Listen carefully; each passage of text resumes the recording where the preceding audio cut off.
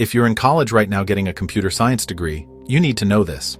The value of that degree just dropped significantly, and most universities aren't telling you why. CS degrees aren't completely worthless, but the landscape changed so dramatically in the past 2 years that what made you employable in 2022 barely matters in 2025. Here's what's actually happening. First, let's talk about what you're learning versus what employers actually need. Most CS programs are still teaching the same curriculum they taught 10 years ago. Data structures, algorithms, theory of computation, important foundations, sure, but companies aren't hiring you to implement a function. They need developers who can ship products. You're spending 4 years learning computer science theory while the industry moved to practical engineering. You graduate knowing how to analyze Big O notation, but you've never deployed an application to production. You understand sorting algorithms, but you don't know Docker, Kubernetes, CI/CD pipelines, or cloud architecture. Meanwhile, someone who spent 6 months in a coding bootcamp or taught themselves through online resources has a portfolio of deployed projects, understands modern development workflows, and can contribute to a team on day one. Here's the data that should concern you. According to recent surveys, 72% of hiring managers say they value demonstrable skills and project portfolios over degrees. That number was 45% just 3 years ago. The shift is accelerating. Stack Overflow's developer survey shows that over 50% of professional developers are self-taught or bootcamp trained. These aren't junior developers stuck at small companies. They're working at major tech firms, sometimes out-earning their degree-holding peers. Now add AI to this equation. Tools like GitHub Copilot, Cursor, and ChatGPT fundamentally changed what skills matter. The ability to write basic code from memory? AI does that now.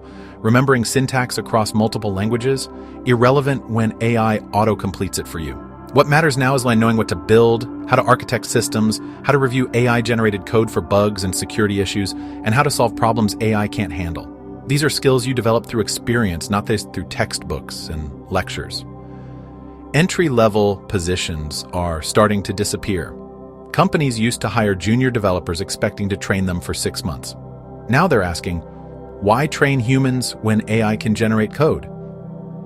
Junior roles that existed to write boilerplate and basic features are getting automated away. Leading teams and solving complex problems are the problems that AI struggles with. But your CS degree didn't prepare you for that. It prepared you for the job market of 2015. Let's talk about what actually makes you employable in 2025. Number 1, you need a strong portfolio. Real projects deployed to production. Open source contributions. Things that prove you can build and ship, not just pass exams. Employers want to see your GitHub, not your GPA. Number 2, practical modern tools. Cloud platforms like AWS or Azure, containerization with Docker, infrastructure as code, CI/CD pipelines, monitoring and observability. These are table stakes now. If you graduate without touching these, you're behind before you start. Number 3, ability to work with AI. This isn't optional anymore. Knowing how to use AI coding assistants effectively, how to prompt them for good results, how to review and refine their output. This is a core skill now, and most CS programs don't even mention it. Number 4, soft skills and communication. As technical work gets automated, your value shifts to understanding business problems, communicating with non-technical stakeholders, and working in teams. Pure coding ability matters less than your ability to turn vague requirements into working solutions. Here's what's really happening in hiring. Companies are dropping degree requirements. Google, Apple, IBM, Tesla, and dozens of others no longer require CS degrees for engineering roles. They care about what you can do, not what you studied. Coding interviews are changing too. Less focus on LeetCode-style algorithm problems, more focus on system design, practical problem solving, and real-world scenarios. The interview process is adapting faster than universities. Remote work globalized the talent pool. You're not just competing with graduates from your country, you're competing with developers worldwide who taught themselves, built impressive portfolios, and can work for less. So what should you do if you're currently in a CS program? Don't drop out, but don't rely on the degree alone. Build projects constantly. Contribute to open source. Learn the modern tool chain. Get internships where you'll touch production systems. Treat your personal learning as more important than your coursework. If you're considering a CS degree, seriously evaluate alternatives. A focused year of self-study with a strong portfolio might serve you better than 4 years and a massive pile debt.